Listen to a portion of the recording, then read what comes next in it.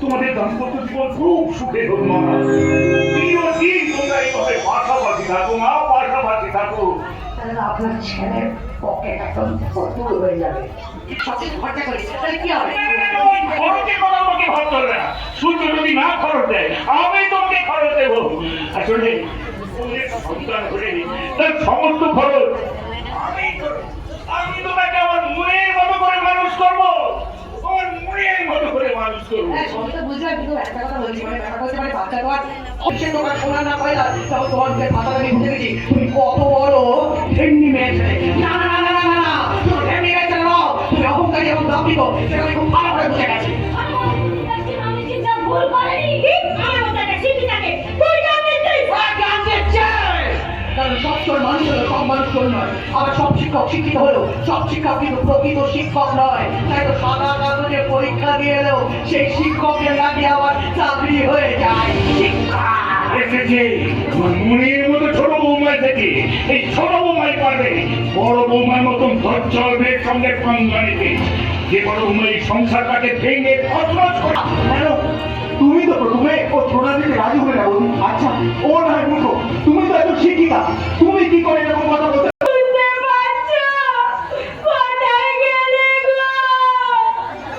কি হলো, এত চিন্তা করছো কেন?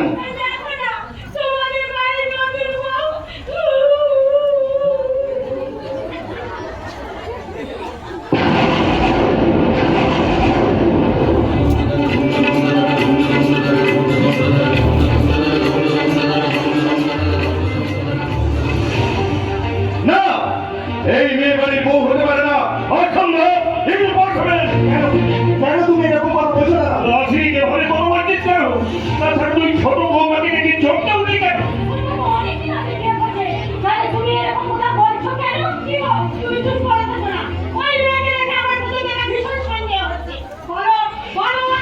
এই মেয়েটা,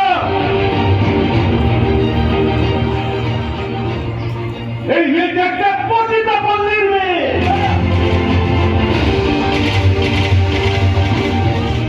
এতক্ষণে বুঝলাম এই মেয়ের মুখে কেন এত দৌড়। বলতো বাবা, সত্যি সত্যি কি প্রতিবাদ করলি মেয়ে বিয়ে করে এনেছি? চুপ করে আছিস সেখানে হলো না। আমার কথা বলতে হবে।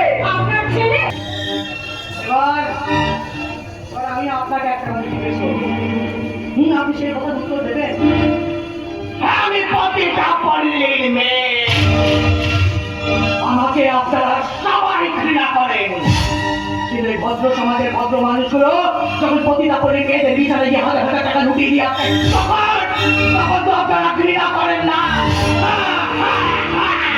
আমি সেই ভদ্র সমাজের সেই ভদ্র মানুষগুলোর কথাই বলছি, যারা ভিন্ন ভিন্ন কায়দায় মেয়েদের চাকরি প্রলোভন দেখিয়ে আয়, কিংবা প্রেমের চালে পাঠিয়ে, কিংবা জোর করে পতিতা পল্লীর ব্যবসা করে।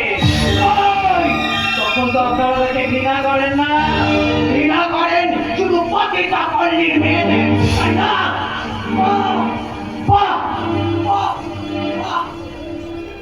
কিন্তু কেন বোঝেন না, কিন্তু কেন বোঝেন না যে একটা মায়ের পেট থেকে সন্তান ফিরিয়ে কখনো বেশ্যা হয়ে যায় না? কোথায় মানুষ তাদেরকে বেশ্যা করে, বেশ্যা করতে জোর করে।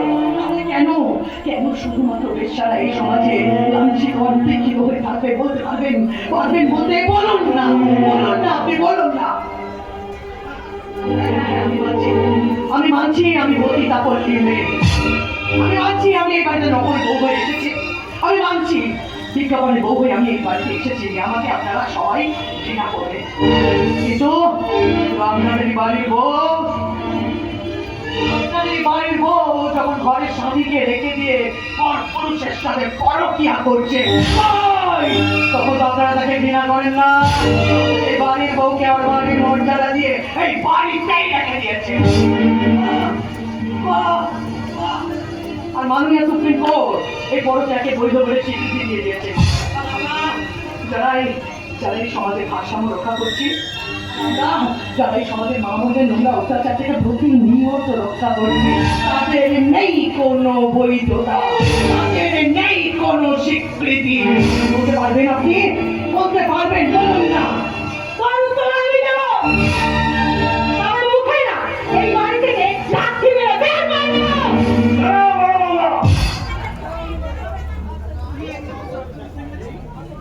দিন তোমার অন্তত মানতে আমি বাধ্য হয়েছি ঠিকই, কিন্তু এই সম্পত্তির মালিকানা আমি কাউকেও দিইনি। এবারে আমি সিদ্ধান্ত নেব কে বাড়িতে থাকবে আর কে বাড়ি থেকে যাবে।